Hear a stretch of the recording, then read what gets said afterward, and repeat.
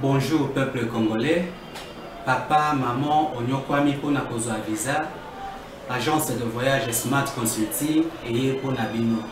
Oza na posa obima na ba pays lokola Canada, États-Unis, ba pays nyonso ba état Schengen, Turquie na ba pays lolenge na $500 Smart Consulting et saleli bino assistance et visa. Ba bourse peut être disponible pour na bana nyonso baza na posa okokende kotanga libanda pour na pays ya Tunisie, Chypre et Biélorussie. Oza na posa ya kozwa biso toza esika ya kobunga te okomi na rond-point Willery na avenue Louvungi 165 l'immeuble Kazam na premier niveau. Toza wana oza na posa ya kozwa ba information na nzela ya téléphone. Oza na posa ozwa biso na nzela ya téléphone obengi biso na 081 144 38 91 soit obengi numéro mususu 081 32 62 203. Moussala Kitoko et mon anamichu et en plus na diré à Moukié adresse les affaires une seule adresse na Smart dans jamais dessus. Na Smart Consulting avec $500 on peut voyager partout dans le monde. Merci. Vendredi malam on a bino nyonso bozwa mi belé kolanda plateau de vérité. Vendredi 2 avril 2021 mokonzi mboka olobaka kisalume banda mokonzi tata mokonzi ekoli yo mo kanisa banda olobaka kisalume banda. Est-ce que bandi to e bandite mutaka na komba kisalume banda makama slogan kisalume banda de onkusu tango alongwaka na Kongo Central besa kisalume mana. Est-ce que yayo kisalume banda ngo depo olobaka tata mokonzi ekoli bandi to e bandite mais c'est quand même ce qui est na Kinshasa, dans la République démocratique du Congo, comme on m'a cassé au travail dans le sens que pour soucier la population et zoabiyano.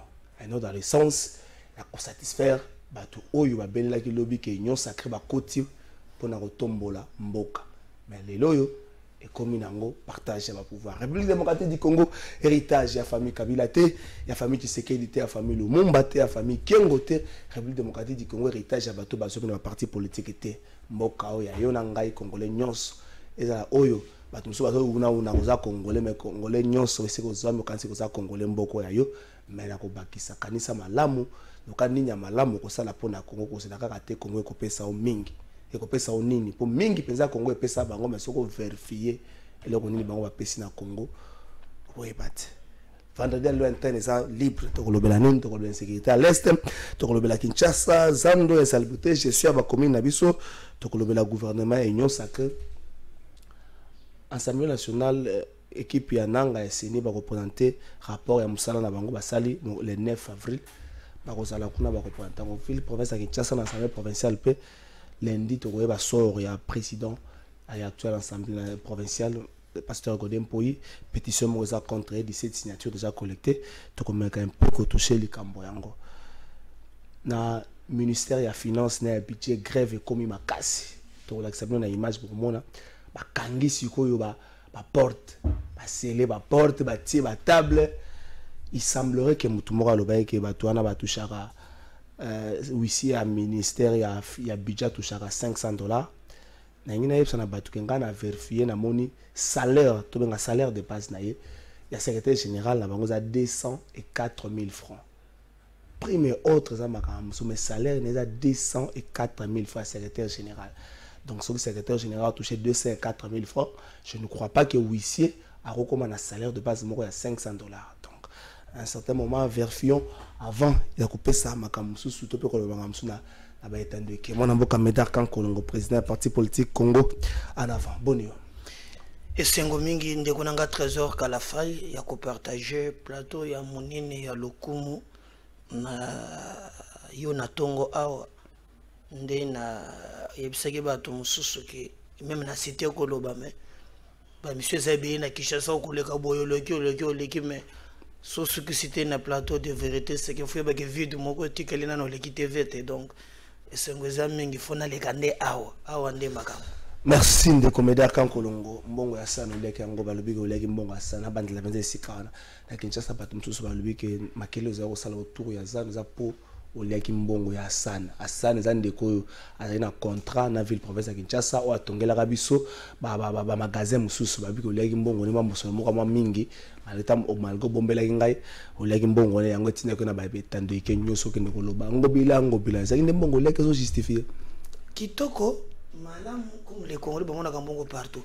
Hassan, un Libanais qui vient détruire mon pays. Moi je suis le premier à les combattre. Kalafai. Un Libanais qui a détruit Kinshasa. Babeta bakopena ba Kimbuna na banani. Ayasa c'est Kinshasa. Ngana kotela mutu ya bongo. Mais bino pe vous êtes journaliste monene. Azana ba service na ye. Okoleka. Na yeba ata ilongi atata wana te. Nyonso wana. Yeba avocat na maître Kilima. Ah voilà. Nyonso neza nini. Batu ya ngobila bayaka ko répondre na mituna oyo ngai na posaka bango. Jamais de la vie ngako tuna proposaka na loba depuis kala. Na contrat ça na signé, il a bradé la ville. Bayogana ki abongisa boye atekala ko bongisa te. Il était grand temps que non. Bakende na kibandite. Mais parce que l'État yali l'État bazwa sali na ba clause ya contrat otongi magasin pour nazan magasin ezali la toilette te ezali loko moko te mais ngayo na ko attaquer ete so ya pesa kata sa lobat yonga yetu mananga ndoko ta libanais ndengeni botu bako nyoko na bandeko na ngayo ils font travailler les Congolais de 6h à 19h salaire ba $50 ngala kutala batu be wana ndeko yebi etombalanga malamu kala fai wana bato ngobi bato wana j'ai posé la question à Gentini comme d'habitude d'esprit ya Yumbi na mutu na ye il ne répond pas aux questions et Kolanda kaye bato wana ba wa mushebe kwa loba kazala ki témoin clé et Kolanda kaye ça il faut retenir yango na ye alobi Kazo Tongazan, d'abord pas Tongazan, Yozana Bilitola, tout ça le débat. J'ai profité de Corona Ezali. Un dirigeant ne profite pas. Un dirigeant a un programme. Dans un programme, il y a un chronogramme. Ngayi na kobo ete babongisa zandu. Attends, vous allez. Zandu na toilette zate, logo zate, na kolingate. Je suis aussi d'accord que zandu la malam. Mais la République est régie par le texte. Que dit la loi?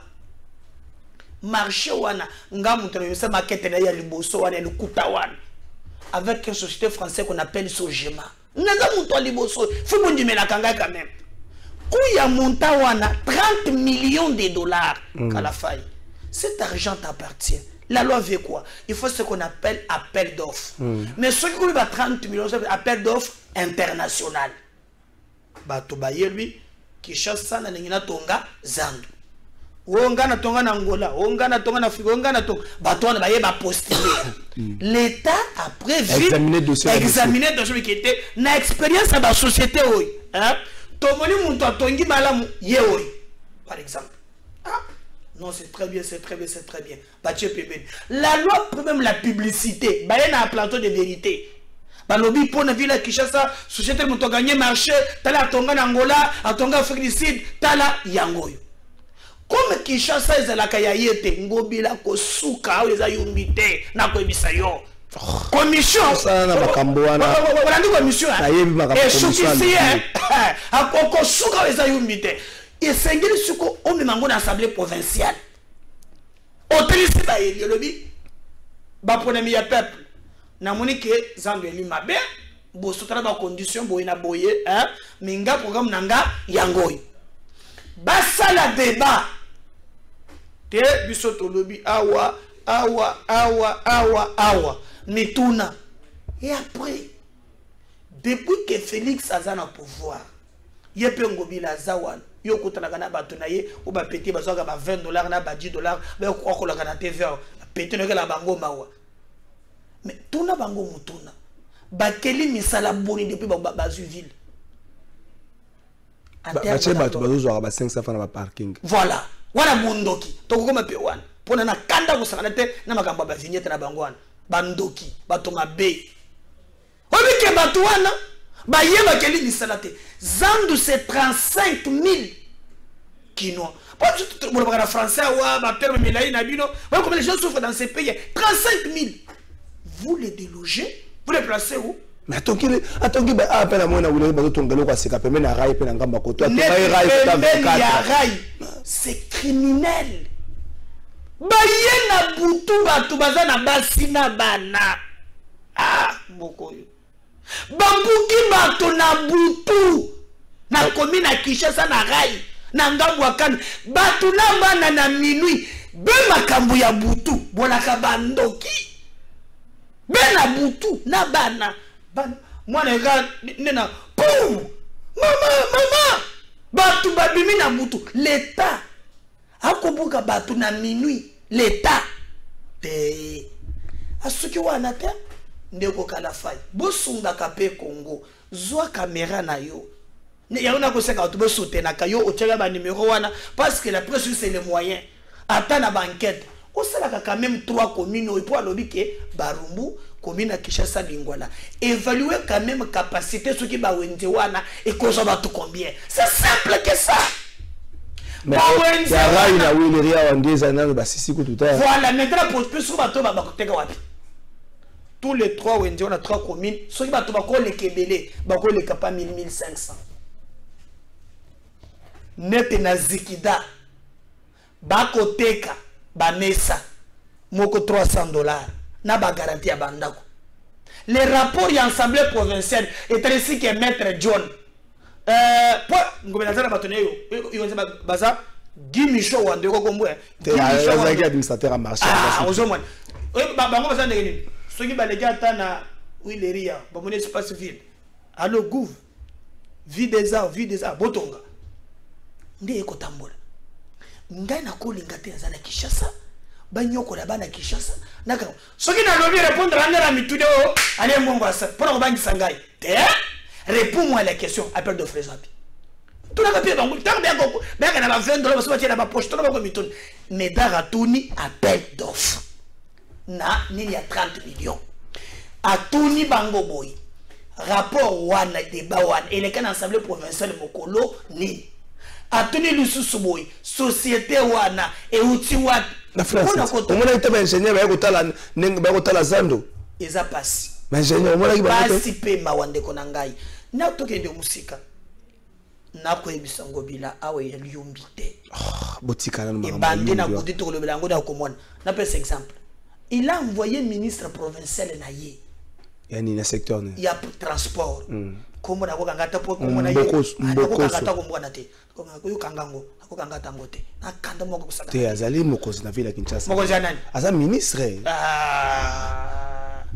tango babenga kabatu bakozi eza pona ko résoudre problème ya bayimboka sikozo reprocher ministre transparence ni batinda sani aye akuti ba chauffeur basi ba misombela moni ba mitronyo so ezala ba numéro moko otokola je l'ai suivi na radio ya bandeko na bino nataka ko mata top Congo na leli batoni yeme bato mususu basi basuma numéro 1 yo pecheri yo soso mi chemise ko pasoka te okosomba mususu te otango bisoto yaki to ko te cede wana ebongaki o bato bako kambanga ko o ba dirigeant o ba ko ba konzi oye pa zo sala o to so ki binisa pe muso aboya lobi akuta be yepe bungi akosalisa mususu un état moyini un état qui fait souffrir la population ba komi ko obligé ba to so ba otokola ya sika non mais pour to salibino nini qui vous a dit que ces pays vous appartient ce type là qui vous a dit ça et ce qui wana teka la faille abandi ko Kongola ça fait maintenant 2 ans a Kongola mbongo moko azwaka 500 francs à Kotonga parking mitoka ya mike 1000 francs mitoka ya minene yé moko azwaka na radio oh non ça peut nous amener au-delà de 10 000 à 15 000 dollars par jour wana akitisi mbo betela mango fois 2 ans kala fa tambola kana Kinshasa parking to batongeza wapi tes projets coûtent ça. Comment vous le prenez pour des imbéciles quand même? Et on doit continuer à payer cet argent jusqu'à aujourd'hui. Tout le bâtiment. C'est mais c'est là non. Problème pas c'est bango moko bata secteur wana ba chauffeur bazo dénoncer té. Et si quand même bango ba yena ba voiture na bango ba télé liboso hôtel de ville, to ba télé liboso gouvernement provincial ba bité. Ministre mbongo to fouti yango to zomona ta parking te to kati ba moteur na biso awa o pesa biso yan. D'ailleurs, on est dans un pays où batu ba chosifia bango. Nga benga nga la voix du peuple pour nani. La voix des sans voix, je me porte je ne vivrai jamais dans un pays où l'injustice est devenue comme mode de gestion. Je n'accepterai jamais. Mais le ministre provincial, je ne sais pas comment on a été au Kosuka P. On va l'angobile. Zélo comment on a. Angobile ça qui est ça Hollandais. Zélo. Ah yo ne mon PPC bandité. Yo zélo comment on a tout ça na yacht. Na bandi quoi ah ça yumbité. Na yo Kosuka mbongo wana dans ces pays. Moi, je soutiens l'idée président de la République. Oh, il y a comme on a que Bakonzi, base à la peine à devoir, il y a redevabilité. Sans aucun bas, il faut rendre compte. Et à vous piquer ta tête, ce pays, c'est notre pays. Nous avons les mêmes droits et les mêmes devoirs. Ceux qui m'avaient dit, oh, Bakonzi, ils allaient aux Zimbongo, Nabiso, au rendre Biso Moussala, Tobangamba na yote. Yo ministre provincial de transport, n'a sonné quelques députés. Et c'est Naibisaki Bango, oh, Baninga Nango, ba député, na pesi mbote en passant, Mike Mukebai, Naibisi, attends, Nangali Kambo Tato à transport. Le voilà Godé, mon temps, à quoi Makale Kale, président Yakoya, Bobeng Langai Nanu, ministre à transport. Comment on est nani? Mbokoso. Soki Mbokoso, Soki Mboko. Yo! Sans Mbongo Nabiso. On se dit qu'il faut la respecter. Procédure, il faut la respecter. Qu'on s'acharne contre l'été. Qu'on s'acharne contre l'été. Qu'on s'acharne na Mbongo Nabiso, yo zona ngeza normal. Qu'on s'acharne contre l'été. Il prend notre argent, yo zona normal. Mbongo ya otoko na, okolakisa kote chango. Mbongo ya ba parking. Papa, zala kinya, okosanza ni yango. Na ko bisa yo Mbongo. Tout ce qui s'est fait ça, à un certain moment, dans ma cambo, ça l'a soutenir, bah, soutenir Kinbo, peut-être sensibiliser Kinbo, peut-être ça va te non, Bobo Sunga. Même bah, quelque part pour ça, ma belle. Maintenant, bah, sensibiliser pour la Kinbo, peut-être. Ça peut madame, attends, yo mo zonyi mangote. Ce qui n'est pas dans le moment où tellement sensibiliser pour la Kinbo, peut-être. Et ça la oh, yé mo ko la sabo sanyango. Ngola sabo sanyango. Akomi o sokola yipen asa na kile bope tout asa charger yemogo a initié yango. Mais écoute, problème nanga yango au moni, moi j'aime les choses ce que ça pour intérêt ya mboka et ça la correct. Gouverneur azala faza na vision na banda ki ko sala ba mission pour na gouverneur ya Kasa Oriental maweja akoya kilobi. Moi c'est ça mon combat. Est-ce que vous pensez que Ngobila pas? Il faut pas bosser le côté union sacré. Il faut pas bosser le côté union sacré. Ngobila kokwe yawa. Tozana yo kanga mission oyo. Kokwe yawa. Yo je vois ki makasi ki azo sala wa. Ayana nko akota na bula yo komona ngwa. Ayana nko ko. Ayana bola ite. Ayana nko. Eko maka bola ino nini se kama kama mboka bola yo kama kama osala ka bana ba osala bola izama kama mboka. Ah komona ngona mibeko ko che bola yo mona zanda nini. Ayana nko komona ngo. Est-ce que vous pensez que aye d'abord na kini bopetu premier acte na ya posé on va la monnaie ko chouer. O atie brigade d'assainissement. Alors que ya André le haut sommet à foule. Balobi akime il faut vérifier, il faut vérifier. Viens à Kimana. Ça sénateur, il faut vérifier la maramba. Yandre aye, na tour naye, atika Raskin. Raskin. Naba personnel, l'administration mobile. Celui avait la volonté à cela qui ne peut pas. Et c'est Ngela qui a ayambala moko na Raskin. Parce que un régime mobimba qui s'occupe de la salubrité na Kinshasa. Bon. Pour que mbote tikaba kwa tosona ba 700 mois impayé ndena yokaka. Alors, mais tant que il fallait que bon, on peut commencer na ba nouvelle base. Donc ça la boy. À créer ce qu'on appelle brigade d'assainissement. Mais qu'à la fin, yoka. Dans chaque commune, 50 personnes à brigade. Il fallait engager d'autres personnes. Voilà. Après ça, intellectuel. Vous prenez commune à Kinshasa, 7 quartiers. Au Tchè, 50 personnes pour la brigade, ça peut passer. Lingwala, ça peut passer. Barumbu, ça peut passer. Kimbasek, 47 quartiers. Mongafoul. 50 personnes. Donc, mon tout le quartier, on s'en a bopette. Non, ça, c'est pas un pays, ça. Mais moi, je savais les éléments. Je savais les éléments. Tu sais, les pièces contre pièces. Aya Bimisi, Mbongo à Boakaki, $240,000. Est-ce que ma bourgmestre fait quelque part? Est-ce que l'impulsion était là, l'idée était là? Quelle idée? Il y a un soutenir ma bourgmestre, bango pe nangambo na bango, basa la musala. Ah, la faille, bino pe boliki Kinshasa terre. Na lobby aux $10,000. Mais mango na Kimbasek, tu fais quoi? Bon, d'abord dans les 10,000, tous les bateaux il y a 50, il y a brigade d'assainissement. Tous les 50. Tchela bango salaire mouké. Admettons que ce tchela bango par jour, que bas $100 à la fin du mois. Ce qui fera à moi, ce que je bango $5, comment on a $150, mais toi tu as $100. Tu prends $100 fois 50, les personnels vous ont combien déjà? Ça, combien? Tu prends 50 fois 100, vous en avez 5,000 les personnels. Et vous avez les 5,000 sous. Zolanga Pau, Zolanga Brouet, Zolanga Boy.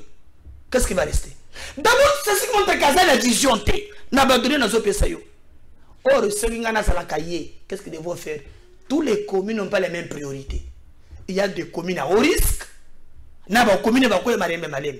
Il prend 240. Na propose je lui propose un PID. Pose un batouté. Sozi 200 na 240,000. Ou y par commune pilote. Ou par exemple 3 communes. Phase par phase. Moi, au PC 3 communes. Barumbu, commune à Kinshasa, Lingwala. Si tu prends 240, 80 000. Ils auront 80 000. Au comme on a quelque chose. Et comme on a. Mois prochain, aux 3 communes. Il aurait résolu le problème. Il les a donné 240 000, après 240 000, après, à permettre Bango. Est-ce que le bourgmestre peut dire qu'il y a un niveau dans Bango, ces gens-là travaillent? Mais il y a mon nommé Bango. La plupart sont béret rouge. Parce que petit, il y a mon Bango. Il y a béret rouge. Tous ceux qui s'adressent à il ne faut rien. Tous ceux qui s'adressent à Kinshasa, c'est le gouvernement. Assemblée provinciale, moi, Moto et Peli, le député provincial, le président, a commencé à Bango, pas gouverneur, Baliaka. Le roi président Zane Nakata Makamwata, Moto. À un certain moment, est-ce que Kinshasa a un député au Sengeli, to Kinshasa a un député au Azo mérité? Et puis, toujours makambo mbongo balingi ba pesa gouverneur pesa yeye gouverneur en mbongo ngozo ngapi iya za na société na yo moko ya gardinage ba bafuta usiki ba $50 ndena yo kaka je peux se golandela ngo imbongo zo mbongo ngapi c'est la boyo na pona makambo mbongo te boyo ko servir ville mais oyebi parmi makambo oyo député na biso mukeba ya lingwa na pesi mbota côté la boloko. Ces députés ne comprenaient pas. Asulavaka likambo ya bâtiment oyo ba kotonga na simawana. Tous les députés babandi ko banga. Akosela ngona boloko. Aujourd'hui, Godempoy, Mastana 40 diplômes. Na yota ata edimo ko ba votete. Te wane faut que nous vérifier ndiko medaka en Colombo. Assemblée provinciale travaille pendant 2 ans. Nengeni bato ba travailler pendant 2 ans ba ça ata edimo ko. Mais yo, mon discours journaliste faut pe ko déformer information te. Te na yo assemblée provinciale travaille pendant 2 ans. Nengeni pendant 2 ans ba ça ata edimo ko. C'est yo info que ba ça ata edimo ko te. So ba za osani. Kendo to na professeur. Te wane ngo tshona muto président to muto ba député.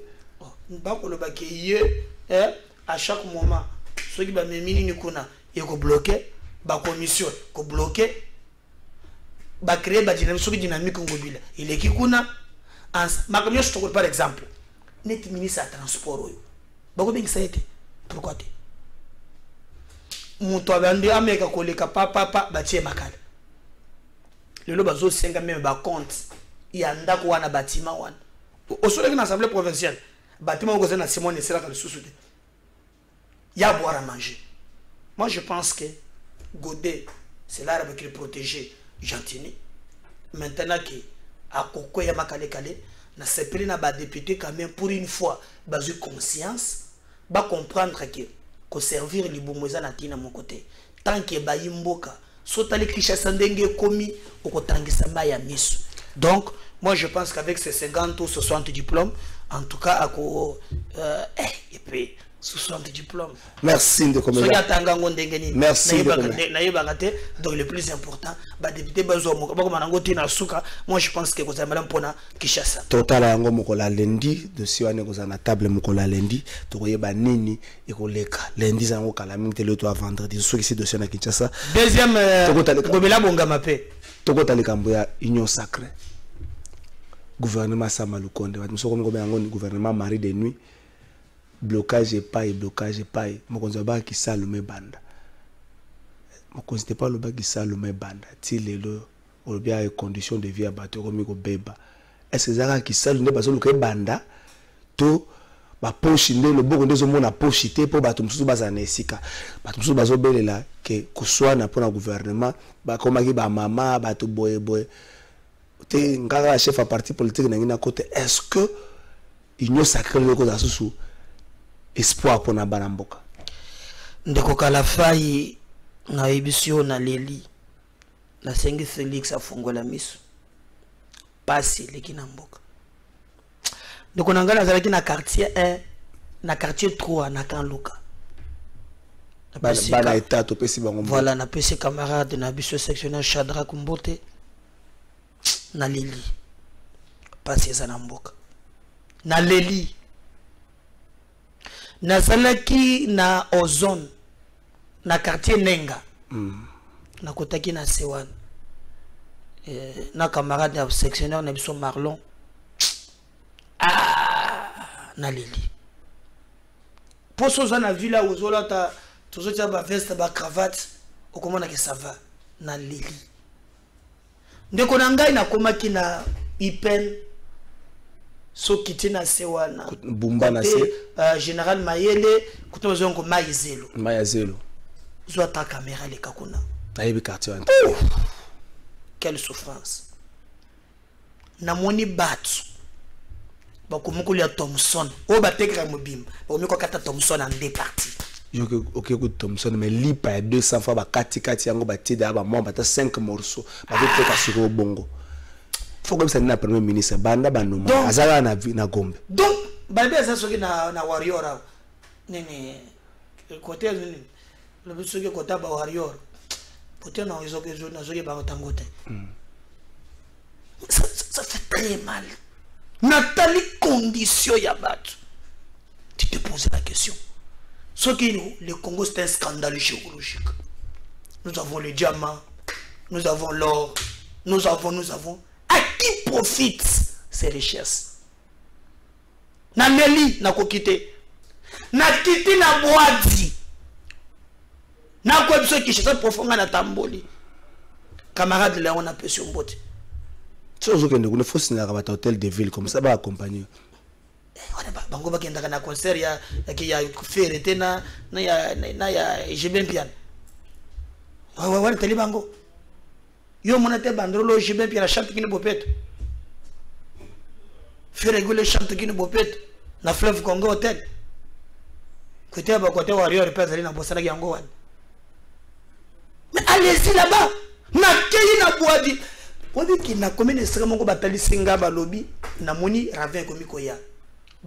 Baluki muntu azate population comme ko tana mapango mama pepe 10 papa pepe 5 na nombre ba ko ba misumbeli sima fo batonga baba ndako mitongela nzela ebukela ba ko mapango te tu peux t'imaginer il n'y a pas un gouvernement les débats nga fona zo budget no ki ko soit des entrées INC na ensemble pour le budget to ko bomana Ah, pour le budget, pourquoi vous m'avez?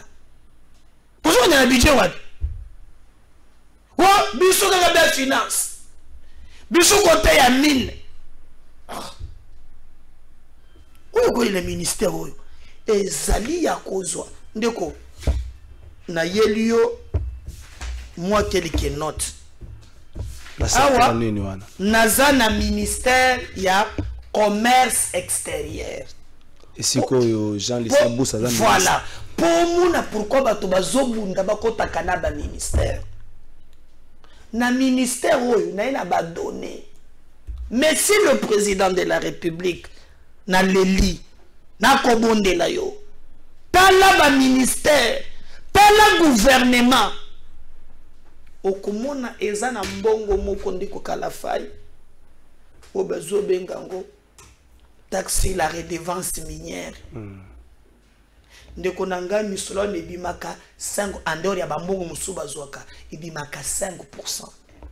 La loi veut que je peux te montrer clé il y a répartition, il y a ministère, il y a finance et lobby qui est mbongo wana bakabolaka yango bapesaka nde ba fonctionnaire 80%.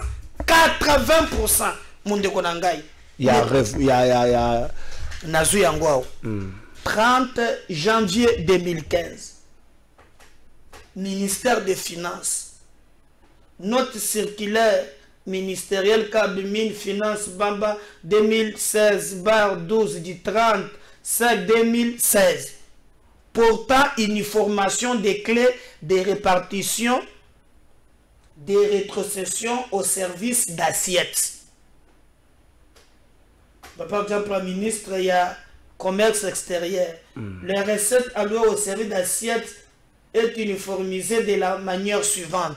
80% du montant de la rétrocession sont alloués aux engins à titre de prime. Non, au titre de motivation. Okay. 10% des montants de la rétrocession sont alloués au fonctionnement des secrétaires généraux. 10% des rétrocessions sont alloués au fonctionnement des cabinets ministériels. Okay. Donc, 10%. Nambongo, c'est la bonne redevance. 80% qui peut fonctionnaire pour la prime à motivation. Voilà. 10% qui est le fonctionnement et le secrétariat général. 10% dans le cabinet. Voilà. Alors, problème, c'est que pour nous, on a mis le tombe la mongo. Pièce contre pièce, pièce, c'est ça, on a vu ça.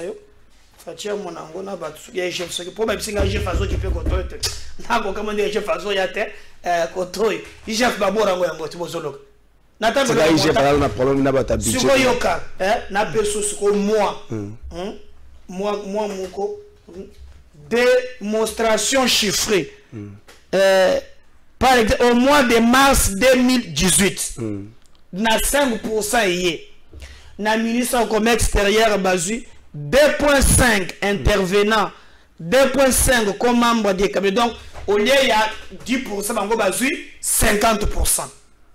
Sur 50% que ça montagne. Nga pena kotanga ba chiffre belete. Mais ko tanga nano. Batu bayoka nano na cercle kutu yango wana. Oyoka montant oyo mboko yo batu bakata twamusono yoka nano. Mois de mars 1,145,910,409 francs congolais. Voilà mois de mars. Moi, Moko. Mais c'est le président de la République. Comment on peut construire un pays avec une telle injustice? Maintenant, je vais l'engager tout le temps qui est Jalicia Zakoun. 1 milliard. C'est quoi, comment on peut fonctionnaire? Et tu gagnes pas 50, non? À l'Andikuna. Akati bango 0% et qui est mekirial. Akati bango le sous. Alandia ba fonction 50 bango wan. Akati ata 20% le sous. Yo so mona société mobimba. Na ministère bato bazwa ka son côté mibale. Atindi ba mosona ba kram, ba mosona négocier qui veut négocier contre sans ton avis. Ndé to na plateau de vérité oh Patrick. Komandelo na le foot na yo, yeba ke na kati yo ale. Yo yende na lisungi. Patrick a tout la mutuna te. Mais ceux qui va commis kuna, na Akram bakendaka na bon, c'est-à-dire ceux qui obéissent ba soigner ba kopé so bon. Donc bakata mbongo. À la fin nene ko compter nombre ya ba bon, ndako kata mbongo. Mais oh ce na système oyo, obela te, ba so kata mbongo. Pourquoi on ne peut pas avoir pitié de nos papas fonctionnaires? Est-ce que problème makasi pour le gouvernement il y a sacré zali angwana ke bato oyo ba yebi système bato ba yebi je bangonde bazoluka bazonga? Est-ce que il y a sacré tenenge Steve Mbika belela ki angwa lobi FCC cash divorce après 2 ans mais il y a sacré tango botamika na fiançailles mo boulot eleki ndeko union sacrée ce qui otali yango eza mbutu ngana komiko senga président ke ba fongola miso afungola miso to panzana yango pour na mokaneza ta ko pe panzango facilement. Mais le contexte actuel il faut total la paix pour la stabilité la vie politique. On est obligé quand même il y a koloka ke à ça la moi semblant wana mais je pense à mon niveau que les gens souffrent dans la cité. Gouvernement zobimate. Donc ça passe. Nous pensons que après cette émission bakoyoka mais bataille le gouvernement bazo ka ba warriors faut ça sélection makasi yo zo monate na moni vie kitenge yesu menda zo loka poste akeko loka kitenge yesu na mone ba simbali na show na oya lisuki lo la kombe ah o ba faire réconciliation yango bino mboka ngo ezabe ya bino weza conflit sans kuruti kama on a conflit na ba ya gouvernement bakota gouvernement. Et puis, biloko na bango na oui faut na 8 ministres, 8 députés kala faille tout netinga yo na batouane. Hein? Na terme lelo soto ya crédibilité o bato bazolinga bato ko na gouvernement. Yo mo mitegi déjà. Ngana mitega na combien? Monsieur Félix Vérécy na mission na ye. Il y a des gens crédibles, ba ko crédibiliser gouvernement wana. Lokwa banane. Tout ça est belé. Premier ministre mo de azolo ka ba waro soko zolo ka ozola boke webi direction c'est ka premier ministre Zalit kende kuna consulter ba warriors ngali na banse ke politique sala makabonga te c'est le président de la République ayebake na landaki katombi alobaki bilan ko zela yide président en 2023 alors il est grand temps que le président ayeba le danger aux zelaye parce que le peuple souffre yemo ko lobaki le 2 ans il balaki ce qui fait c'est cash faut na fin maintenant le grand temps à prouver de quoi il est capable. Tout le monde a maintenant gouvernement et on mérite trop, mais son gouvernement bateau bas c'est cas. Pas un gouvernement ce qui est bimi bateau bandi collé là. Et que c'est la passe. Et donc quand Kolongo toke na régie, bongo to zonga pour le dernier virage émission na biso to kotala bande ko ya ministère ya budget. Ndenge ni lo bakanga ki ba porte, ba sela ki ba porte mususu. Grève wana conséquence nango bande ko nanga tika na esabino li futi ya mois d'avril boko lukango mai na miso. Conséquence ya grève wana yango bande kopé ya IGF ngana kosenga na bino na musala bozo sala bo doser spectacle les eloko malamu to na catch balobaka c'est du spectacle mais les conséquences sont réelles soko bukani na catch o bukani ya solo IGF spectacle pe ba conséquences nango za ka réel to kena on arrêche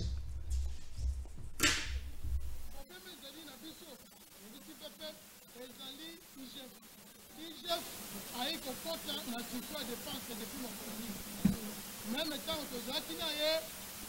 le IG chef de l'Engeti oyebisaki ye boye que ndengo ozali wana violer l'OFIP violer le règlement général sur la comptabilité publique parce que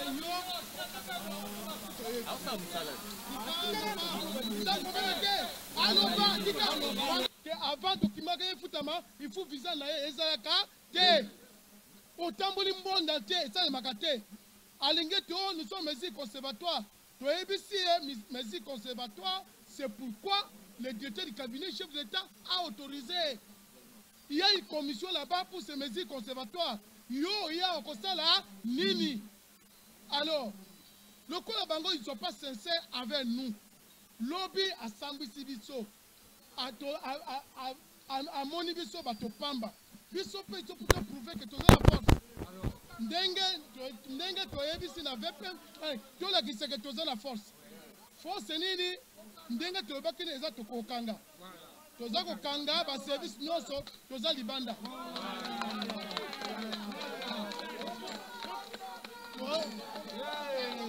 Ba service nyonso nous allons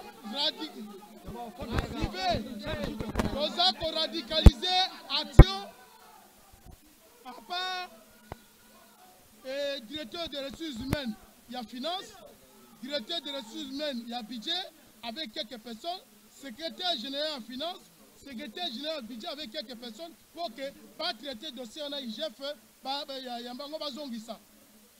Voilà pour la journée à l'élo. Nous devons accorder pour traiter ma campagne. Le secrétaire général, le directeur des ressources humaines, pour que traiter na paye. Na paye quelques paye quelques liquidation 3. Voilà. Voilà. Kanga. Direction notre service notre Kanga. Notre division commune. Province de Obozo Kolanda Biso, Bokanga, jusqu'à ce que mes soeurs aient un téléphone à Biso.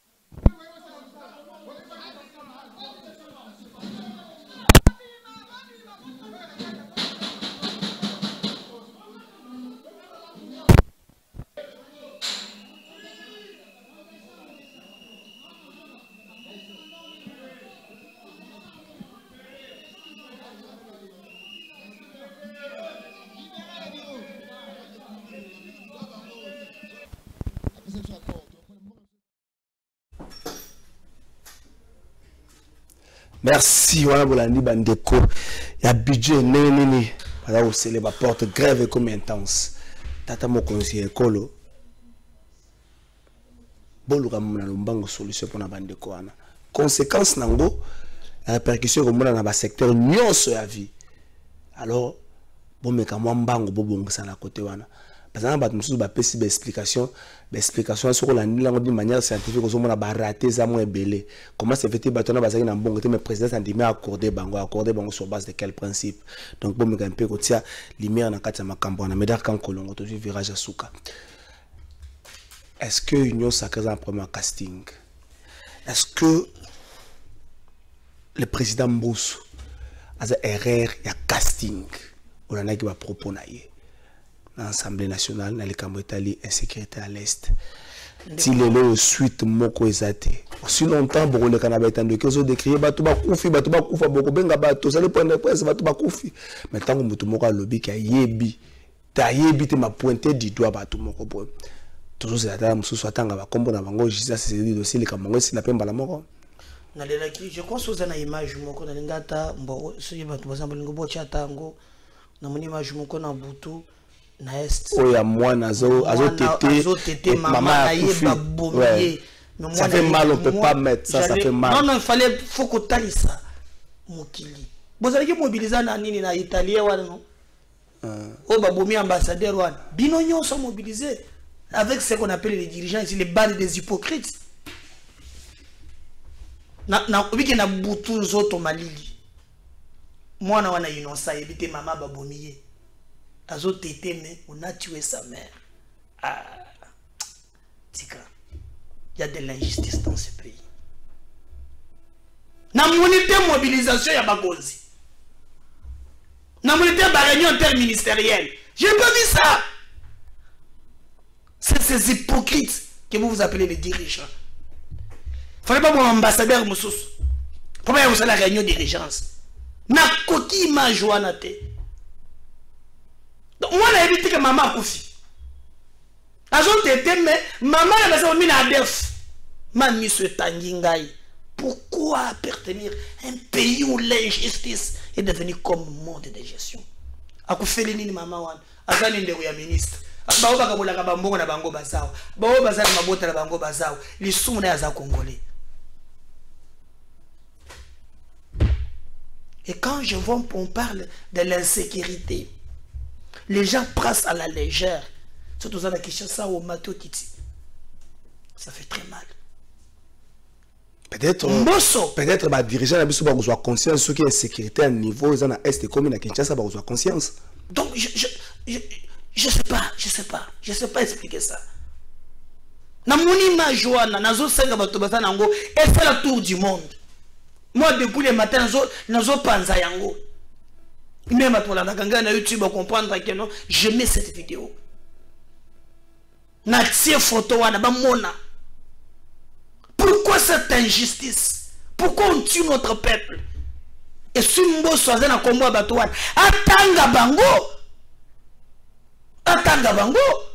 na landi député moko a soutenu le bikeno il a raison bazali na bango mais comme on a explicité ça lobby bazana ba rapport ba pesi bango na ba mindele mais na ba service de renseignement il a même dit que non tango ba wanda ko interpeller bato wana bureau mais pourquoi tango yango yo allez-y tango bato bakufa no tango bato bakufa ko lekani to même mais c'est quoi ça comme histoire?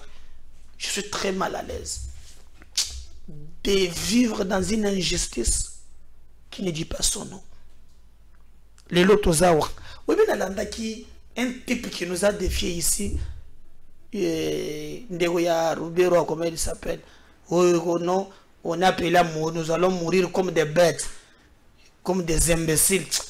Comme Bonaye, hein? Je ne sais pas, ça c'est sénateur boy. Ce qui mourabu. Asali. Il nous a menacé aussi ici. Que nous allons mourir comme des... Hein, on est appelé à vivre ensemble comme des frères. Sinon nous mourrons ensemble comme des bêtes, comme des idiots. Mais nous sommes appelés à vivre ensemble. Alors mais ceux qui maintenant il y a des divergences, nous allons mourir. Ça fait très mal de Konangai. Tant qu'on a mon awa na Kinshasa awa. Chaque pourquoi écoute, mais Allah, c'est ça qui se fait. C'est très grave.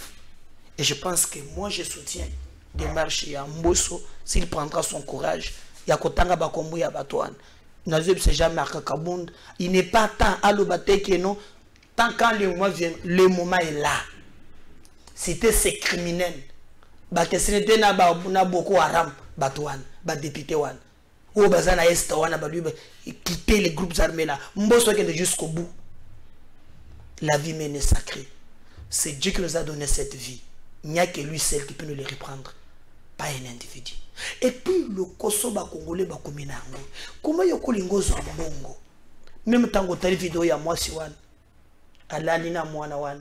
C'est innocent qui ne connaît rien. Pour yo papa na bina tonga azana ba immeuble. Azana ba étage.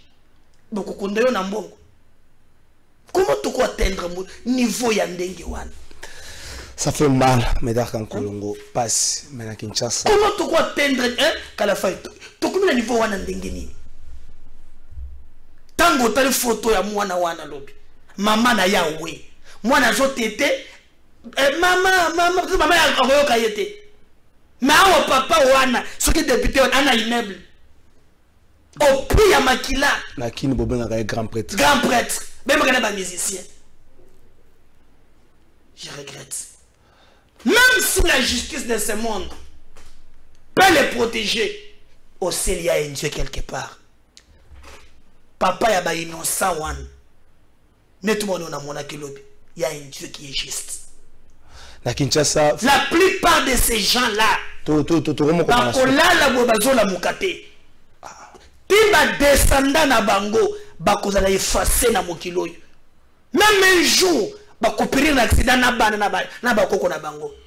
C'est injuste. na laquelle bango jusqu'à la dernière donc bango même hein montonyo so comporta comme makila na bango aza maudit de génération en génération batouana Kalafai il fallait où tu image ça fait trop mal que ça image ça fait trop mal non il fallait où tu image tout ce qui ça mais atrocité tout ce qui ça n'est-ce pas comment on a sans pour autant réagir sans pour autant agir et comme à peine à Kinshasa il y a un jeune il y a un enfant de 14 ans qui a perdu la vie à Kinshasa la semaine passée mon amour à classe élève garde corps à député moi à Bétier ma ça c'est Florent Leb mon père garde corps na jusqu'aujourd'hui spectacle autour de ça bazo gang a pété je crois que on fera un programme avec vous. Moi je suis la voix de sans voix, je vais descendre dans la famille wana na échanger na ba parents na ye, je vais porter ce combat. Donc maintenant moi c'est un combat, je suis en politique pour défendre les sans voix. Je fais la politique par la conviction. Et je crois que mon peuple mérite d'être défendu. Si les gens pensent que Babouro, on est député, on est cessé, je vais voir ses parents, je vais porter ce combat.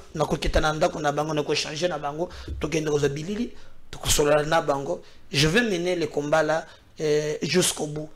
C'est regrettable. C'est comme si excellence, honorable, il y a Fouatsi. La constitution est le même honorable, peut-être député. Je me rends comme ça. Ces gens qui bakata bango musisa ya mawa. Bakata bango musisa ya mawa. Ils sont devenus gens sans cœur. Sans cœur. Yo mbongo. Yo kotana na bango. Basaka na mbongo ni. Ho basaka na mbongo ni. Après ça va misser ba ma bango.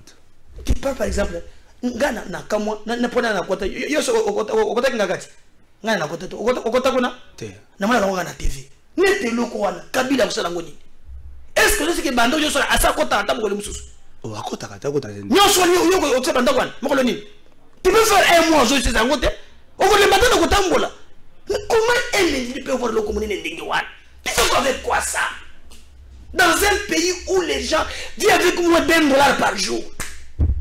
Ni moneki musuba tongela kizenga soki ozana soki papa mukolo tika mbuta se akiri tika mbuta to la suka lo benanga elo akusana ngoni via tambola kate mais eza talent ko longa wili héritier pele muni akosala na ngoni et c'est l'argent jeté comme ça. Il faut que l'état va la priorité. OK na commune à Kinshasa. Tala ba dirigeant yo monto kotela ka bato ba pétrole ba kotela ka ngobile aye soki ozo virer bokasa ba teki place ba teki station mais il y a des mamans bandaki ba teki station maman ala makaka na tongo ateka ka ndembi na ye ateka balaki si bango seka mususu toza mokolo station personne de sikoyo ba benga na bango monsieur oya zali kosa la police ya commune à Kinshasa monsieur le commandant na kwa bisali yo yelise ba policier na yo. Mais moi, Félix Tshisekedi, tu n'as pas de service mususu. Bah moi na koloko le bato bazo nyokwama. Est-ce que le cabinet chef de l'État ça est sunga mokonza mboka? Bah moi ça la comprendre na peine non. Ne pas bisanga makamyo so jantena ko sala wana. Mokwaza wana soki bilo na soko mona biso na ibete soki ko mona na ngata ko mango bien te. Ne ba sala makambo wana. Maintenant on envoie la police. Bazo beta ba maman na ba double maman koi tomate koi kotoyo asimba mwana na bazo parce que quelqu'un a payé station via son bon lui n'est pas congolais c'est ces escrocs là n'est pas le Congo et on ne va pas parler dans ce pays on va les laisser comme ça mboka ya bango batata na bango bapikela bango ale biso bangamba na bango on va croiser les bras ça passera pas ça passera pas. Ça ne passera pas. On doit combattre ça. Et puis on va se mettre dans Bokassa. Quand vous les chassez là, vous là, quand vous les chassez là, vous pouvez solutionner. Vous pouvez le solutionner. Vous avez tout. Besoin nyonso ya Congo. Besoin nyonso. C'est regrettable, je suis mécontent. Na 5 commandant, il y a combien de la police? Il y a des policiers, lorsque bazo kita, va tenir compte que ces femmes-là, va collier sa femme. Il y a dignité humaine. Il y a... Donc, ces mamans-là font beaucoup pour nous. Ils se lèvent à 5 heures, azana bana bagenda kekila sananzela wana. Bozo benga na bozo beta ko bi. Bino ba vemi vous circulez librement. Et c'est paisible, vous besoin de bango. Je vais vous combattre jusque vous, bande de criminels. Oh, est-ce que sommes-nous esclaves dans notre propre pays? La République démocratique du Congo, c'est héritage à mon côté. Est-ce que tous les moyens sont réunis pour que les Congolais, à côté de la phase, moko ya sika esclavagisme? Où est sonité? Quand tu regardes ces gens-là, quoi, je le fais. Merci, Médard Kolongo, mission les Sili. Celui qui est mis na Congo, tout est le mapote en Quito et Tombouama, tout est le mapona au commissariat Batouté. Bato bozo benga ba grand prêtre, bangone mingi penza, bazo pomola mbongo na bino ya mboka. Bazo bombela rabino ba 100 $, ba pesa rabino 200 personnes. Pour 200 personnes, ba pesa 100 $ boka, voilà besoin combien. Merci Nabino, bon début de week-end. Espérons que l'Assemblée nationale a repris na ba Congolais au bazozela. Merci. Bonjour peuple congolais. Papa, maman, onyokwami pour na kozwa visa. Agence de voyage Smart Consulting et pour Nabino.